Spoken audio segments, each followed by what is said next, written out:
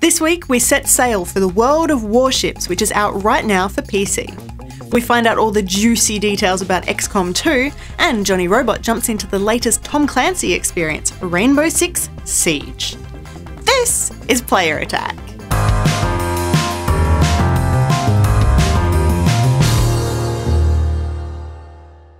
Hi, I'm Jessica Citizen, and this week Microsoft finally told us when we can expect to play our old games on our new consoles.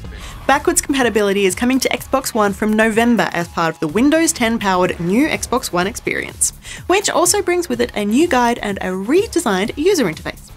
As soon as the update goes live, you will be able to play more than 100 Xbox 360 games on your new console, including the original Borderlands, Mass Effect, Gears of War, and Viva Pinata. Even more games will be added in the coming months, so if your favourite isn't on the list just yet, don't fret. And speaking of older games, Final Fantasy V is headed to PC this month via Steam. It is an updated version of the Game Boy Advance version of the game, with developers promising us control and visual updates while the core gameplay remains happily untouched. And moving on from older games to older consoles, and if you're still playing with an Xbox 360 or a PS3, you're about to miss out on a stack of content in a few games. EA has confirmed that FIFA 16 will be shipping without a few key features, including the Creation Center, custom music and chants, and the match lobbies, if you choose to pick the game up on older consoles. Similarly, Rockstar Games has announced that Grand Theft Auto Online will no longer be updated for PS3 or Xbox 360, as the game has finally reached the technical capacity of what the older generation hardware can handle. Moving right along, however, and Nintendo has admitted that it has been quietly working on the next game in the Pikmin series, and Pikmin 4 is very close to completion. Series creator Shigeru Miyamoto actually made the statement in July of this year, but hasn't released any further details since. We don't even know what platform the game will be on. Presumably it'll be on the Wii U, but maybe it'll also appear on Nintendo's new NX. We certainly have no idea about timeframes. One timeframe that has been confirmed this week though is the release date for StarCraft 2: Legacy of the Void. We're told this is the final game in the StarCraft saga, and it's set to land on both Mac and PC on November 10 this year. Remember, this one is now completely standalone, so you don't need either Wings of Liberty or Heart of the Swarm to play, and if you are already convinced, you can pre-purchase Legacy of the Void right now to gain access to the Whispers of Oblivion prologue.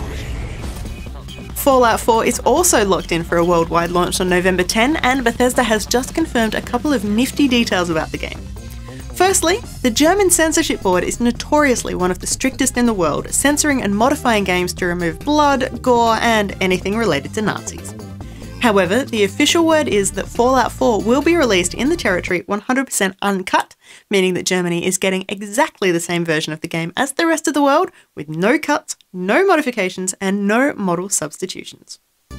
In more good news for fans of the game, the PlayStation 4 version of Fallout 4 will join the Xbox One and PC versions in supporting the modding community, with the game's creation kit launching early next year. In other news, Rock Band 4 will feature even more gender-expressive options when the game launches on October 6. Developer Harmonix has listened to fans and is proud to announce that hairstyles and special clothing unlocks will be available on both the masculine and feminine character bodies in-game. That's not all though. Facial hair options will also be applied to both avatars, meaning you can play as a beautiful lady with a Freddie Mercury moustache and nobody will bat an eyelid. If it wasn't cool enough that you could use all your old plastic guitars with the new game, this new announcement does make the game even more awesome.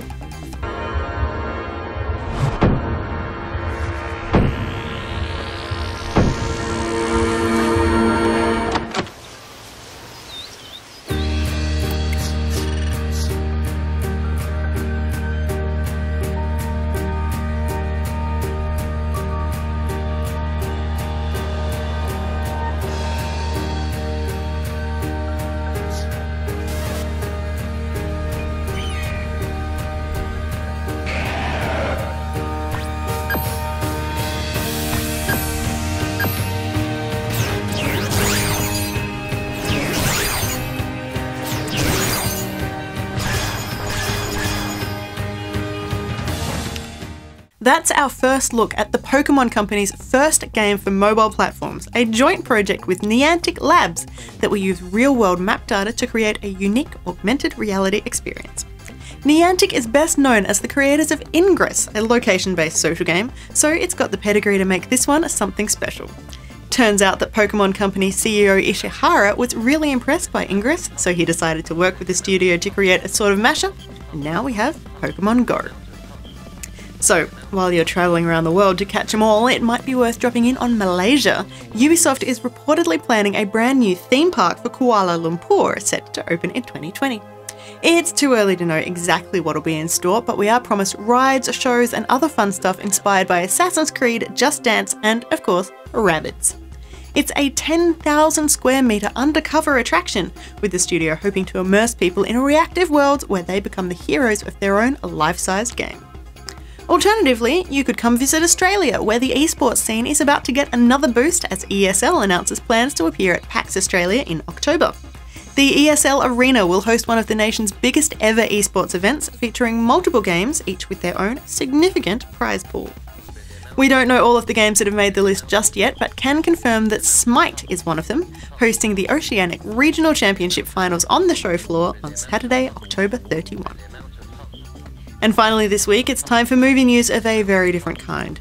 A certain adult entertainment website has analysed a bunch of statistics and discovered that roughly 1% of the site's 20 million daily visitors log on using a gaming console. It seems that PlayStation gamers are the most likely to be looking at adult content, making up about 51% of the total console users, while Xbox family consoles make up 39%, and believe it or not, 1 in 10 people using a console to look at pornography are using a Wii or Wii U. If you were curious, a significant proportion of Nintendo fans are using their consoles to look up Japanese cartoons of the rather grown-up variety. And here you thought the machines were only for playing games. For more information on any of these stories, or to keep up to date with the latest gaming news, head to playerattack.com. But for now, stick around, got plenty more still to come.